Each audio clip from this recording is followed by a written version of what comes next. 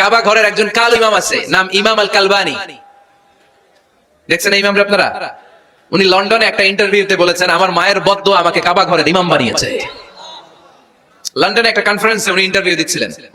ওনাকে বলা হলো, কাবার সব ইমাম সাদা ইমাম, আপনি কালো মানুষ, কেমনি ইমাম হইলেন? উনি বললেন, আমার মায়ের বদ্দুয়া আজকে আমাকে কাবা ঘরের ইমাম বানিয়েছে। উনি বললেন, আমি ছোট্টবেলা অনেক বদের হাট দিছিলাম, আমার মতো দুষ্ট আমার এলাকায় কোনো ছেলে ছিল না। মানুষের গালাগালি, মারামারি, দুষ্টামি, ভাঙচুর, চেঁচামেচি, চিৎকার, বিশৃঙ্খলা আমার মতো কেউ বেশি করতে পারতো না। কিন্তু আমার মা ছিল অনেক বড় আল্লাহওয়ালা। আমার মা জানতেন আল্লাহর কাছে দোয়া করার কত বড় পাওয়ার। আমার মা যখন আমার উপর রেগে যেতেন, আমার মা জানতেন রাগের মাথায় বদদোয়া দিলে বদদোয়া কবুল হয়ে যাবে। এজন্য যখনই আমি বেশি দুষ্টামি শুরু করে দিতাম, আমার মা রেগে আমারে বদদোয়া দিয়ে বলতেন, আল্লাহ তোরে হেদায়েত দেখ, আল্লাহ তোরে কাবা ঘরের ইমাম বানায় দে। মা যখন রেগে যেতেন, রেগে মেগে উনি সব সময় বলতেন, আল্লাহ তোরে হেদায়েত দেখ, তোরে কাবার ইমাম বানায় দেখ।